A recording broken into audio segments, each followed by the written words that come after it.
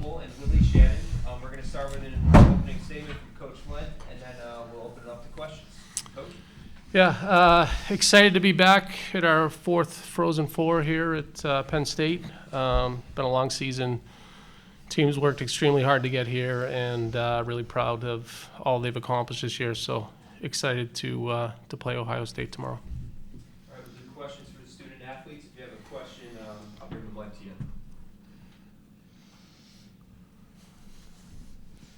It's for either or both, whoever wants it. Over the second half of the season, can you describe what it's been like not having a home and having to practice on the road, do everything on the road, and still to be able to get here and have this as the focus?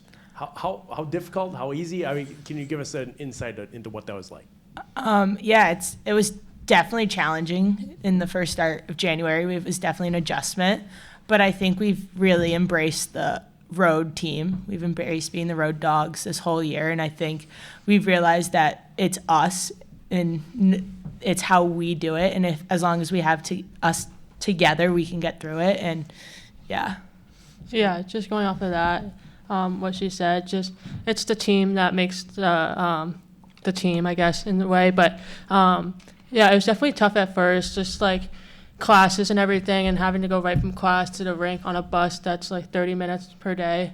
But I feel like after that first week, we really adjusted. And in terms of games, we're used to playing at away games, so being on a bus for away games is not that big of a deal. And honestly, it's fun playing at other teams' rink. You got the crowd against you, and even when we were at Minnesota, I would say probably 90% of the fans there were from Minnesota, so it was a lot of fun to play in front of that crowd.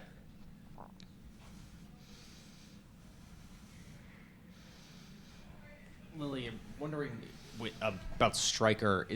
With what she's been able to do this season so young, is there anything you've seen from her that sticks out in her preparation, her routine, that's maybe different than some of the younger players you've played with?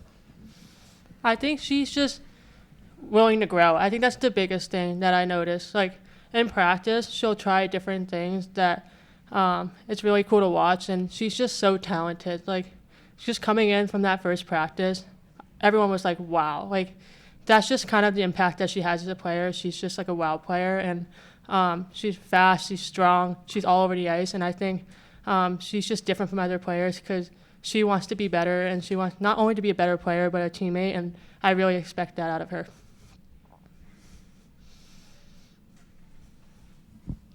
Nicole Haase, USCHO, you guys weren't necessarily coming into the season getting the respect. I don't know that anybody sort of picked this.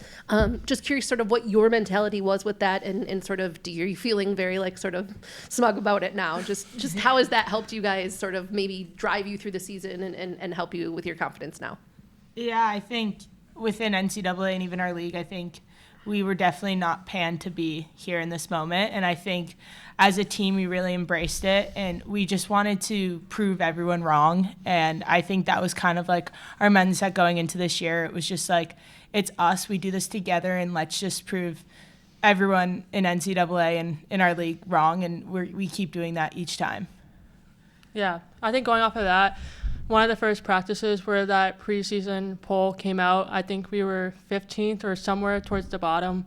And I remember saying that to the team, and the team was pretty upset about it. And I think we used that as fuel throughout the season. Just not only like playing in Hockey East play, but when we played other teams like Penn State, Quinnipiac, all those out-of-league games too, because those also make our schedule stronger too.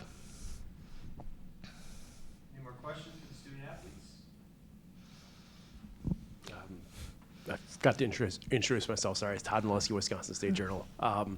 Lily, I know you played in the game in the Frozen Four the last time you were in it, correct? I'm not sure. I did. You did. Okay. What kind of experience do you draw off of that, knowing you're coming back playing? I know it's not the same team, but it's the same team, right? How can you use that, I guess, tomorrow? I mean, I think when we were in that position when we were freshmen, it was a little different just because we were obviously our first year in college, and we had like Alina Mueller and all of those girls to look up to, and they kind of helped us with our nerves. So I think for tomorrow, it's our job to be those older girls and be there for the younger girls if they need us. But I I know we're ready for it.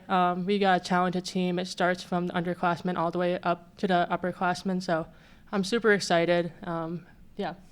No, everything she says I agree with. I also think it's the morale in the locker room. We're going into it knowing that we got this, and I think if you go in nervous, that's your worst enemy, is going in nervous. If we go in with confidence, and it seems that our locker room is like that, we'll be just fine. Ooh, sorry guys.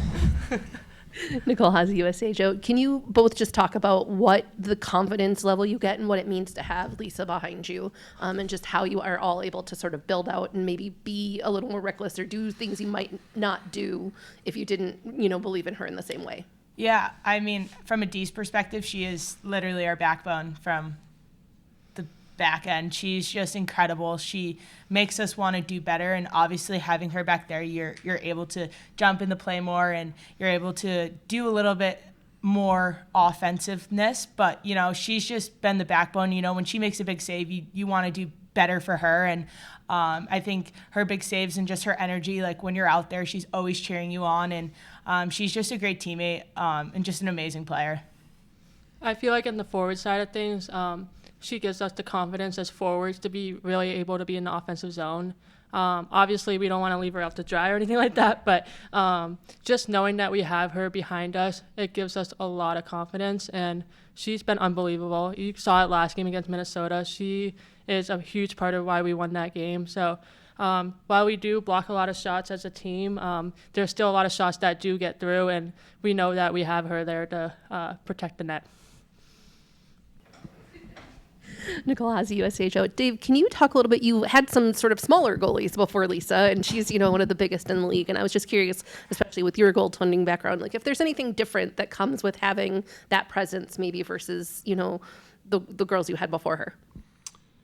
Yeah, if you look back at Erin and Gwen, yeah, it's a lot smaller, maybe more athletic. Lisa's imposing in the net. She takes up a lot of net. And I still remember last year, freshman year, it was like our first couple practices, and Skylar Irving skated up to me, and she's like, I have nothing to shoot at. she takes it. And the thing with big goalies is if they square up well, they're good on their angles, they control their rebounds, they can be really tough to beat. And there's a lot of times she might not even see the puck and she gets hit, right? And so, totally different than other goalies we've had in the past. But when I recruit, I look for certain things in goalies, not just whether they're big or small. And she's a competitor. She's a student of the game. She's so coachable. She wants to get better every day. She's always asking questions. I give her something to try. She tries to put it into her game. And so I've seen her just incrementally go like this. And it's been really great to see her development, and like they said, she gives us a chance every night, and that's what we need in net. Todd Lusky, Wisconsin State Journal. Dave, I wonder if you can replicate what you did last Saturday and get out to a good start. How important is that? I guess the first 10 minutes of the game to dictate the way you want the game to go and have it be played the style that you want. Yeah, I told them Saturday, and I'll tell them again tomorrow. You got to weather the first 5 minutes because they're gonna come at you fast and furious. And I look back and say our first couple shifts were really really bad, and I'm like, what are we getting ourselves into? And then they kind of settled in, and then when they got that first goal, you could just see the whole demeanor change on the bench. Like, oh, okay, like we can play with them. Everybody relaxed. They just started. They stuck with the game plan. They competed hard. And that's what, if we want to have a chance to win tomorrow, that's what we got to do, because the first 5-10 minutes are going to be fast and furious, and we got to be able to weather that storm and get settled into our game and play with them. And with this group, I'm confident that they can do that. Nicole Haase, USA Joe. There's almost no way to prepare for sort of the pressure that Ohio State can bring. Like, it's just going to be fast, and they're kind of smothering. So basically, how have you prepared for that, and how do you, you need your players to understand there's not going to be time and space and to be playing more on instinct. And there's kind of not a lot you can do to make that happen for her beforehand. So I was just wondering sort of how you guys have prepared for what Ohio State can bring. Yeah, we did lots of D zone this week because we're going to have to play in our own end and be comfortable doing that. We also played against 6 players so we did a lot of 6-on-5, so extra pressure. We were sending 3 hard on the puck on our defensemen. So like those are things we did to replicate what we're going to have to handle. And there are going to be times when we're going to have to grind through some extended time in our D zone.